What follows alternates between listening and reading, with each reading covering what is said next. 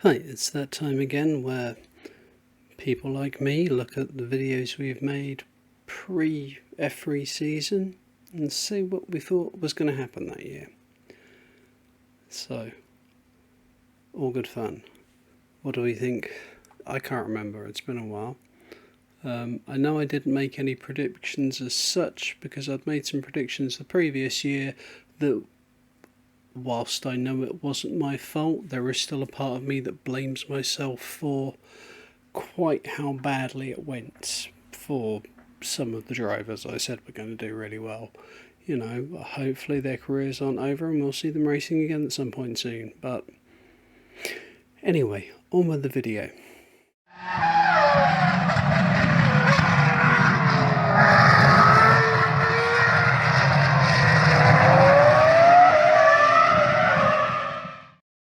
So,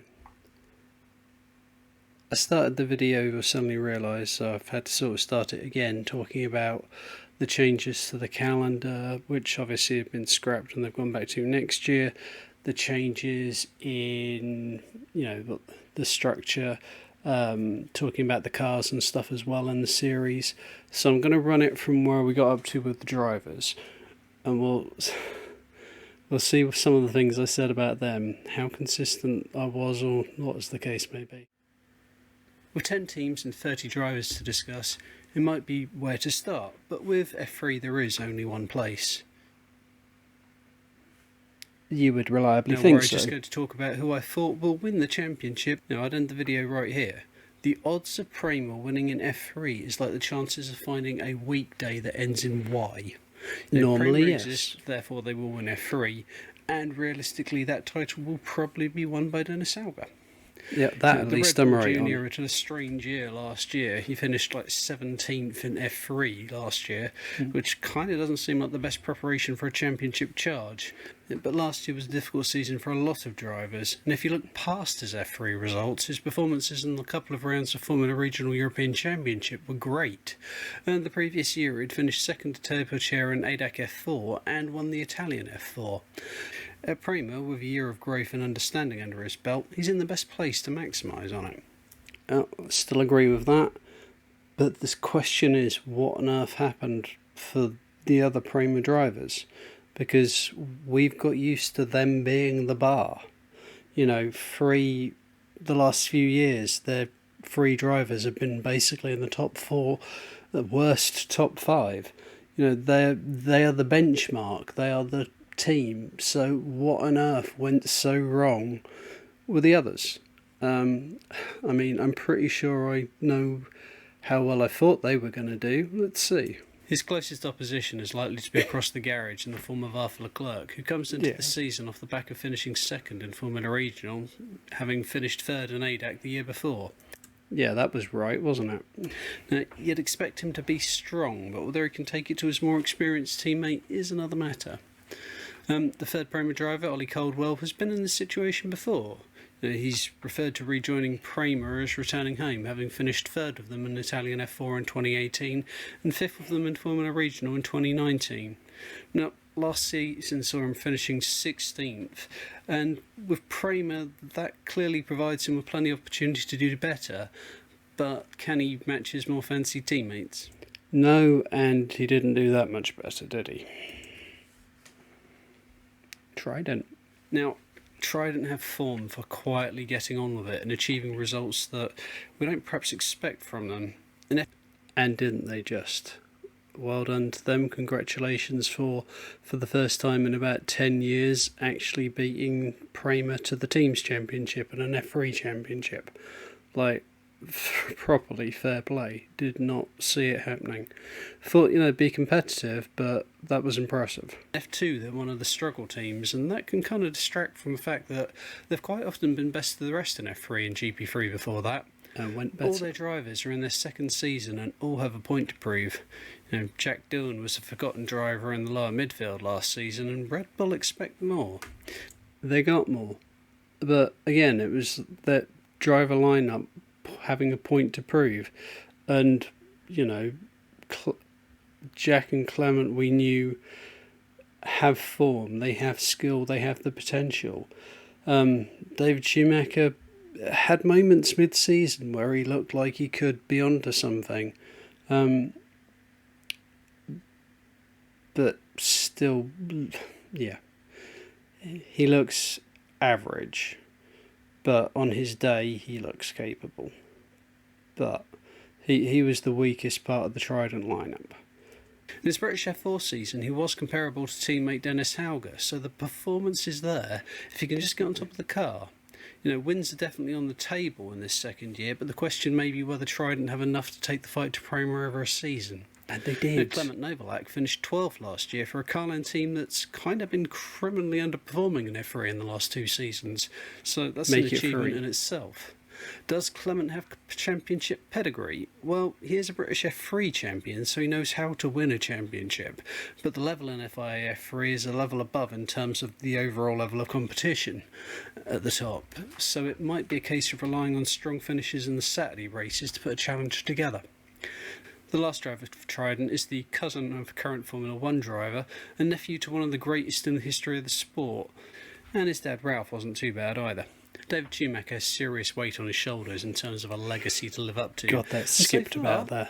It's probably not unfair to say he's not currently that level. He'll be needing strong results to keep moving forward after finishing 28th in the championship last season, having spent most races stuck in the wilderness between 12th and 25th in the races. The slight improvement in qualifying, though, could make a big difference in the Saturday races. Well, it did. Occasionally, it put him in the place to get a good result. Perhaps in with the best shout of stealing the driver's title from Prema, with the team to beat at this level back in the GP3 days. But since the change to F3, they've been the team chasing, and this year they've gone all out to try and do it. Didn't quite work out as well as they'd expected. They were there or thereabouts, but never quite strong enough. Yeah. In line, they've got Frederic Vesti, the 2019 Formula Regional Champion, who's now a Mercedes Junior driver, and spent the majority of last year in the F3 title hunt. A second year in the series, taking over the seat vacated by Teo Puccier after he came so close to taking the title last year. He's got to be considered to be a genuine contender and the best shout outside of the Prema drivers, probably. But what about his teammates? Alexis Smollier is in his second season of the team. I mean, he was there. He was competing at the sharp end. He finished 4th. But it's not enough. I mean, the thing is, with there not being massive amounts of change from what I can work out in F2, I think Frederic Vesti himself has said he's not sure what he's going to do or where he's going to be next season. Because ART in F2 maybe? I don't know, but I don't think it's going to be as easy or has gone as easily as he may have hoped. Yeah, he would have wanted and expected and hoped for better. But we'll see, Team having finished 11th for ART last season. While he had good performances, he also had moments of looking very average. But in fairness, there were other rookie drivers last season with higher profiles who had worse seasons. Yeah. Prior to that, he finished 3rd in a good Formula Renault field in 2019, so he's someone who knows how to fight for victories and could do well from the Saturday races, so expect some strong results.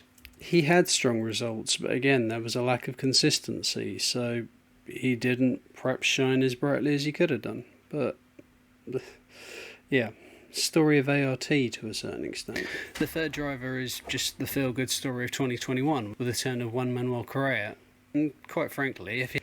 Yeah, just so happy for him to be back. He was putting in some... In a 30-car grid, it's tough to shine, tough to be noticed. He was always in the right end of the field normally, so that he was present and there. Perhaps wasn't in danger of winning races, but, people saw him, and I think we're just happy that he was, there at all and racing, and sometimes putting some really, really strong performances. I mean, he's only just finished having the last surgery after the accident, so he was never at his best or going to be at his best that season. So to field and be as there as he was this year, it was just good to see him racing. If he had an average season, no one would care. General consensus very much seems to be that people are just happy to have him back. After the trials of the last couple of years, only time will tell how well he could do, but he seems to be in a good place. High-Tech are very much becoming the Red Bull Junior team, with two juniors in F2, two in F3 last year, and fielding both Jack Crawford and Ayuna Iwasa. That's probably wrong this season. Jack Crawford, good to see my pronunciation of names hasn't got any better. Did a season-long battle with Johnny Edgar last season for the ADAC title, narrowly getting pipped at the end, and Iwasa won French F4 last year. The jump from F4 to FIA F3 can be a steep one though, and High-Tech as a team have yet to successfully have more than one driver in the mix, with Yuri Vips and Liam Lawson dominating the team's points haul in the last 2 seasons. It's got to be said this year they had even less. There was just not enough, I don't know, experience in the team. It seemed to be missing something. The drivers, Jack Crawford and Iwasa had their moments, but never at the sharp end enough. Occasional podiums, but you can't look at it at any point and go, they looked like they were really having some good performances and stuff. They look decent, they look better than Hauger and Jack Dillon did last year. So next year there's a good chance they could be properly at the sharp end. I mean, we have to remember how young they are, so it's that they have time in their careers. This year was a steep learning curve, but I think High-Tech were asking a lot out of a young future prospects lineup.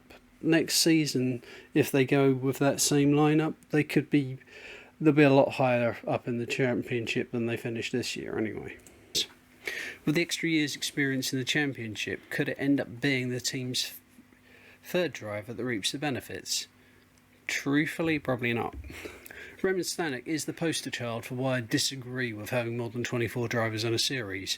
Yeah. I genuinely had to check the bio about what series he'd been racing in last season, and the answer, this one, for Charouz, which means he was basically invisible all year to the point I forgot he was there. He was kind of invisible this year. Which is the case for so many drivers, and we now have a similar issue in Formula Regional European Championship by Alpine, where the bottom 10 drivers weren't displayed on the screen, so you have no idea what's happening to them. It makes no sense for them being there. Anyway, still doesn't. Over, for now at least. Yeah. My favourite rant, I just don't see the point in having... Look, drivers, if you can't even see their name on the screen, are getting zero TV or zero purpose in being there. They can't sell themselves, they can't show themselves. You're never seeing any footage of the cars that far back. It is utterly pointless trundling around in about 24th place. There is just no point. Far better to spend the time in another series where you could be there. Grrr. Now, were I going in last season's championship order, I'd be going to HWA Race Labs next. But honestly, I think they'll miss the constant point scorer that was Jake Hughes this season, so I might come back to them later. Might. MP. A team who clearly want to be talked about in the same way that people talk about Prema, ART, Dams, possibly Carlin.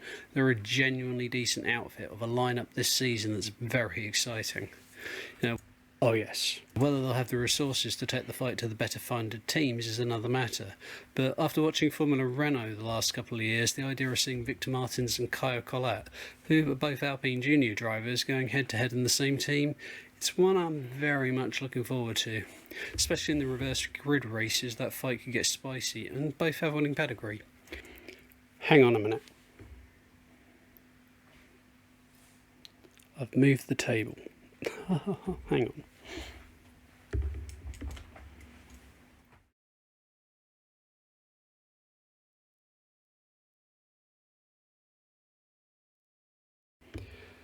Right, back again.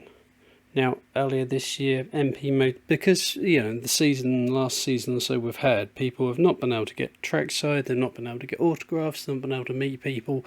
MP did a thing where basically, for the cost of postage, you could get 6 autographs from anyone in their lineup.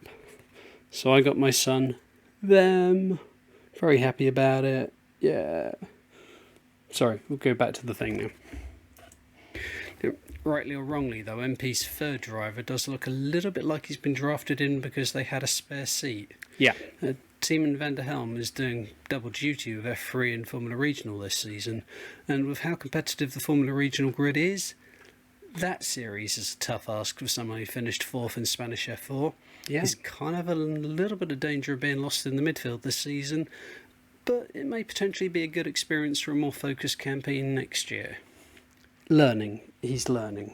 It's all he's going to do. The giants of the British junior formula scene have not lived up to their billing so far in F3. And still haven't. Carlin are perhaps not as strong as a Prema, although Carlin Driver was the last person to beat Prema in an F3 Championship. But for them to be suffering an open door policy on one of them seats and having almost all the drivers who have driven for them in the last 2 years either pointless or in single points figures, it's kind of embarrassing for them. Yeah. I mean, they do tend to be loyal to their drivers, though, with 2 of their 3 drivers having also raced for Carlin last year. Ido Cohen, though, is perhaps a sign of a lack of ambition.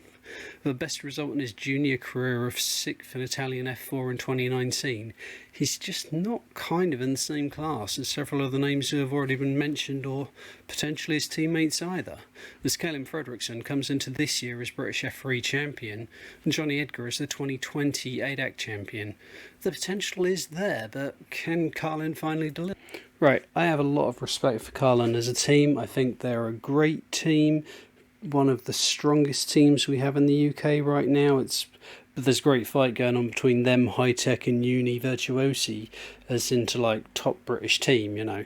So it's good to see them all engaging and racing with each other, and you know, British junior formulas is in kind of a pretty good place at the moment, really. But I don't know why Carlin can't get it together for F3. You know, we know how good they are. We know how good they are in F2. We know how good they are domestically. We know how good they were in the old F3. But this is 3 seasons now where they've just criminally under-delivered for what we know they can do. And, you know, the driver standards, mostly, are there. We know how good them drivers can be. The problem is all 3 rookies arguably go into the series, and we've seen rookies can struggle in it. But, you know, they seem to spend most of their time in about 18th to 22nd. And that's not where a team like Carlin should be, with a driver lineup which is mostly pretty decent, 2 of which are championship winners last season. They're under-delivering, and they have done repeatedly, and I shouldn't be surprised by this, but I still am. You know, Carlin are a great little team, a great big team, I should say, by international standards. You know, they're probably the biggest British junior formula team, but we're not seeing that level of performance from them, and it's annoying the hell out of me. Liver. Now HWA. Okay, I suppose I better talk about them. The strong... Yeah, oh God, not sounding too excited about it then. Biggest of the teams I've not spoken about so far, at least. Matteo Nannini seems in danger of sabotaging his own career by being in too much of a rush to get up the ladder. He's running joint F2 and F3 programs, and you can't help thinking that... Except he didn't, because he then surrendered F2, and then F3, I think he had about 2 good weekends. It's like he has so much more talent than he seems to be showing. If he just used all his investment in one of them championships, he'd probably have a stronger season. Probably. His F2 season has been predictably under the radar. Can he do better in F3? He does have quite a strong teammate in Oliver Rasmussen, though, who might help push him along. Again, we didn't see him. Hopefully for the pair of them, not literally. Rasmussen was the 3rd best Prema in Formula Regional last year, but the gap to Jean-Luc Petkov and Arthur Leclerc last year wasn't huge. When he dials into a circuit, he's proven difficult to beat. He could potentially get some good results from the reverse races. But he didn't. The other driver in their lineup, Rafael Villagomez... CV's a little bare, and if I actually see him at all this season, I'll be pleasantly surprised, to be honest. Yeah, we didn't, unless he was having an incident. Campos Racing are a plucky team who can have their moments, and did have some good results last year. You know, with one of their drivers at least. Looking at their lineup, Campos. Lorenzo Colombo is decent. Yes. If he could just kind of get a proper budget behind him, he'd do quite well. As for his teammates, he had his moments. well, He they're was both good rookies effort as from well, him. both of whom are also stepping up from Formula Renault. But whereas Colombo finished in the top 5 2 years in a row, taking multiple wins, because he's Laszlo quality. Toth finished 16th and Amaury Cordeel finished 15th. Nothing and to say the about competition them. this year will be harder. Yeah. Make of that what you will. Yeah, so Lorenzo Colombo is decent. I have nothing but praise for him. He's a good driver. Budget restricted, unfortunately, otherwise he could do real things. But the other two, really? Good news for Genza. Pierre-Louis Chevet is driving for them. Bad news for Pierre-Louis Chevet. He's driving for Genza. That aged like milk left on a radiator. Pierre-Louis Chevet, guy, real talent, no money. It's just, again, it's talented drivers not getting the seats for reasons that have nothing to do with their ability, while we see so many of these other guys having seats. I mean, Genza, I think, ended up with...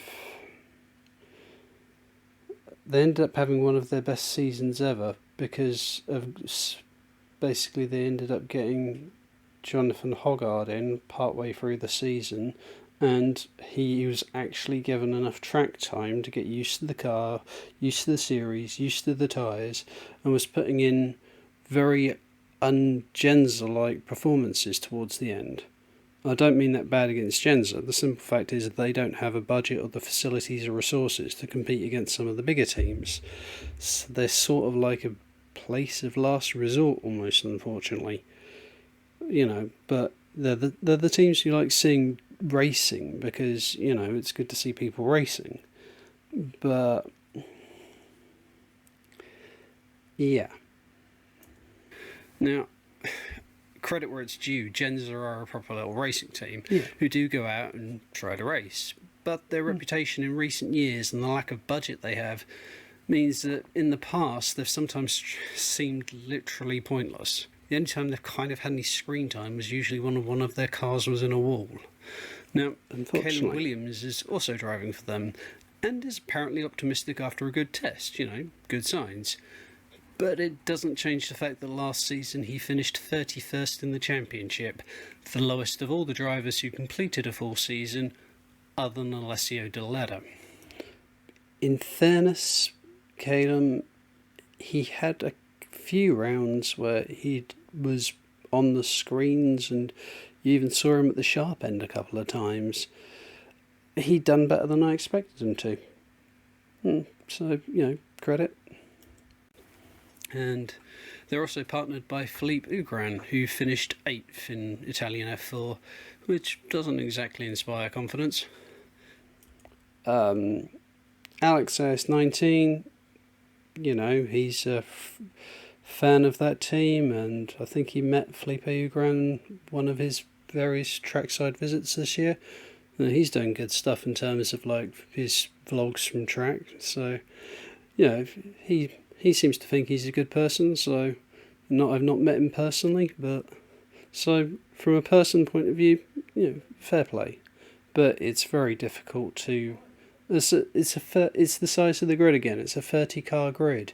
If you're not in one of the fancied or well-financed teams, you could be a great driver and still have a hard time being seen. It's annoying. Well, they're a bit of a mystery to themselves. You know, they left it so late to announce drivers that people were wondering whether they were even going to compete this season. And the only driver they have confirmed, according to the F3 website at least, is Richard de Gueris, who suffered a rubbish year, quite frankly, in Formula Renault last season, finishing last of all the drivers who competed a full year. Remind me, did he actually race this year? Because I don't think I saw him at all, ever. But a runner-up finish in French F4 the year before showed that he does have some talent. Now, other drivers who are testing for the team include Michael Baloff and the man who was fighting for the championship with Prema last season, Logan Sargent. And Logan Sargent single-handedly basically beat High-Tech. Which is quite honestly insulting to him. But it's a race seat, so I guess he'll kind of take it. He's done the best he can with it. It was a good effort. Oh, final thoughts. The This reverse will be grid interesting. going down to 12th place, getting reversed, could shake up the order very much on the Saturday races. And there's certainly no shortage of talented drivers who could gain from that. And if last year was anything to go by, there will be surprises from some drivers and disappointments from others. With plenty will hardly of disappointments from others, like the other two Prema drivers. See, but the first 15 or so, well, that's going to be hot, and we're all here for that action. Anyway, comment below the video with who you think the real achievers could be this year. Do you think anyone can knock Prema off their perch? Thank you as always for watching, and take care. Bye bye for now. So anyway, that was that. And well, as I said, I was trying to avoid predictions because my track record, when I've made them previously, is almost career ending.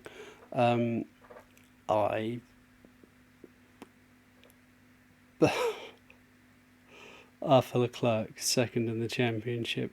Frederick Vesti fighting for the championship. It's like I wasn't entirely wrong with Frederick. He was up there. But you hope for stronger from some people, and ART didn't have as good a year as I was expecting or hoping they would. High Tech didn't have as good a year as I was expecting or hoping they would. Carlin, I should know by now that they're not going to. I don't know. Still waiting for this surprise for them to wake up and remember how to, or learn how to sort that car. Yeah. So it's a mixed bag. I was sort of half right with some things and well off with other things, and hopefully you found my watching of this and wincing at some of it fun anyway. But thank you for staying with me. Thank you. Hopefully you enjoyed my little look at what I'd previously figured, and I shall see you with more stuff, whether junior formula based or just chatting about motorsport in general. Or I don't think I'm getting to the track anymore this year, but I could be wrong, you never know. But something. There will be something racing based at some point. But anyway, bye bye for now.